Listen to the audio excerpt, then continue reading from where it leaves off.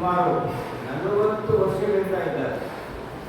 ಈ ಪಕ್ಷದ ಏರಿಲ್ಲ ಏನೇ ಆದರೂ ಸಹ ಅವರು ಪಕ್ಷ ನಿಷ್ಠೆ ಇಟ್ಟು ಕೆಲಸ ಮಾಡಿದ್ದಾರೆ, ಅಲ್ಲೇ ಇದ್ದಾರೆ. ಕಿತ್ತೂರು ತಾಲೂಕಿನಿಂದ 3 ಬಾರಿ ಅವರು ಚುನಾಯಿತರಾಗಿದ್ದಾರೆ. ಅವರಿಗೆ SLDP ಅಧ್ಯಕ್ಷರಾಗೂ ಸಹ ಕೆಲಸ ಮಾಡಿದ್ದಾರೆ ಮತ್ತು ಒಳ್ಳೆಯ ಆಡಳಿತಗಾರರು, ದಕ್ಷಗಾರರು. ಅವರನ್ನು ನಮ್ಮ ಈ ಮುಂಬರುವ ಸಂಪುಟದಲ್ಲಿ ಅವರಿಗೆ ಪ್ರಾತಿನಿಧ್ಯ ಕೊಡಬೇಕು ಅಂತ ನಾನು ಮುಂದೆ ಬರುವಂಥ ಆಡಳಿತ ಮಂಡಳಿ ಕಾಂಗ್ರೆಸ್ನ ಪಕ್ಷವನ್ನು ಒತ್ತಾಯ ಮಾಡ್ತೀನಿ ನಮ್ಮ ಸಮಾಜದ ಪರವಾಗಿ.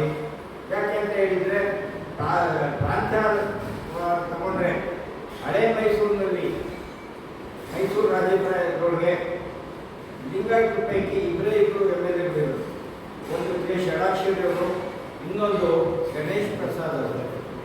ಈ ಪ್ರಾಂತ್ಯಗಳನ್ನು ನಾವು ತಗೊಂಡ್ರೆ ನಮ್ಮ ಸಂಘಕ್ಕೆ ಪಕ್ಷಕ್ಕೆ ಒಳ್ಳೆಯದಾಗುತ್ತೆ. ಇಂಥ ನಿಷ್ಠಾವಂತ ಕಾರ್ಯಕರ್ತನ ಪಕ್ಷದವರು ಕನ್ಸಿಡರ್ ಮಾಡಬೇಕಂತ ಹೇಳ್ತಾ, ಅದೇ ರೀತಿ ಕನ್ಸಿಡರ್ ಮಾಡಿದರೆ ಕಾರ್ಯಕರ್ತರು ಸಹ 9 ಬರುತ್ತೆ. ಇದೇ ಏರಿಯಾದಾಗೆಲ್ಲ ಎಲ್ಲರೇ ಆದರೂ ಸಹ ಯಾವುದೇ ಪಕ್ಷಕ್ಕೆ ತಗೊಂಡ್ರು ಸಹ ಕಾರ್ಯಕರ್ತರನ್ನ ನಾವು ಗಣನೆ ತಗೋಬೇಕಂತ ಪಕ್ಷದವರು. ಆದ್ದರಿಂದ ಕಾಂಗ್ರೆಸ್ ಪಕ್ಷದವರು ಮುಂದಿನ CLP ಲೀಡರು ಯಾರಿರ್ತಾರೋ ಅವರು ಷಡಾಕ್ಷರಿಯವರಿಗೆ ಮುಂದಿನ ಸಂಪುಟದಲ್ಲಿ ಮಂತ್ರಿ ಪದವಿ ಕೊಡಬೇಕು ಅಂತ ಹೇಳಿ ನಮ್ಮ ಸಮಾಜದ ಪರವಾಗಿ ಈ ಮೂಲಕ ತಿಳಿಸಿರುತ್ತೆ. ನಾನು ಒಳಮನೆಯ ಸಂಘದ ಪ್ರಧಾನ ಕಾರ್ಯದರ್ಶಿಯಾಗಿ ಕಾರ್ಯನಿರ್ವಹಿಸಿದ್ದೀನಿ. ನಮ್ಮ ಸಮಾಜದ ಕಿತ್ತೂರಿನ ಜನಪ್ರಿಯ ಶಾಸಕರಾದಂಥ ಷಡಾಕ್ಷರಿಯವರಿಗೆ ಮಂತ್ರಿ ಪದವಿಗಳ ಸಲುವಾಗಿ ನಾವು ಇಲ್ಲಿ ಪದವಿಗಳನ್ನು ಏರ್ಪಡಿಸಿದ್ವಿ. ದಯಮಾಡಿ ಅವರ ಅನುಭವಗಳನ್ನು ಹಾಗೂ ಅವರ ಕಾರ್ಯಕ್ಷೇತ್ರದಲ್ಲಿ ನಡೆಸುವಂಥ ಕಾರ್ಯಗಳನ್ನು ನೋಡಿಟ್ಟು ನಾವು ಕೃಷಿ ಮಾಡಬೇಕು ಅಂತೇಳಿ ಕಾಂಗ್ರೆಸ್ ಪಕ್ಷದ ಮುಖಂಡರಿಗೆ ನಮ್ಮ ಮುಖಾಂತರ ಮನವಿ ಮಾಡ್ತೀವಿ. ಮೂಲಕ ನಾವು ಮನವಿ ಏನಂದರೆ,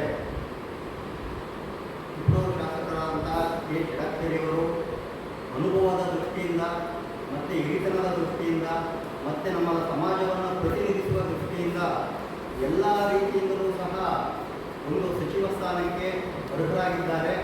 ಅವರು ಹಿಂದಿನಿಂದಲೂ ಸಹ ಸೋಲು ಗೆಲುವನ್ನು ಸಮಾನಾಂತರವಾಗಿ ಸ್ವೀಕರಿಸಿ ಸಮಾಜದ ಮತ್ತು ಪಕ್ಷದ ಏಳಿಗೆಗಾಗಿ 40 ವರ್ಷಗಳ ಕಾಲ ಉಳಿದಿದ್ದಾರೆ.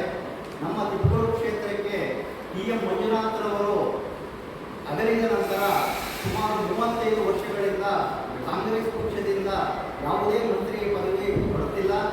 ಆ ಒಂದು ಕಾರಣಕ್ಕೋಸ್ಕರವಾಗಿ ಆದರೂ ಇಡೀ ರಾಜ್ಯದಲ್ಲಿ ನಮ್ಮ ಲಿಂಗಾಯತ ಸಂಘ 25 ಲಕ್ಷ ಜನ ಸಂಖ್ಯೆಯನ್ನು ಹೊಂದಿದ್ದು, ಪೂರ್ತಿ ಅದನ್ನು ಪ್ರತಿನಿಧಿಸುವಂಥ ಏಕೈಕ MLA ಷಡಾಕ್ಷರಿಯವರಾಗಿರೋದ್ರಿಂದ ಪಕ್ಷದ ಹಿತದೃಷ್ಟಿಯಿಂದ ಕೆ ಷಡಾಕ್ಷರಿಯವರಿಗೆ ಮಂತ್ರಿ ಸ್ಥಾನವನ್ನು ಕೊಡಬೇಕು ಅಂತ ಈ ಮೂಲಕ ನಾವು ಮನವಿ ಮಾಡಿಕೊಳ್ತಾ ಇದ್ದೀವಿ.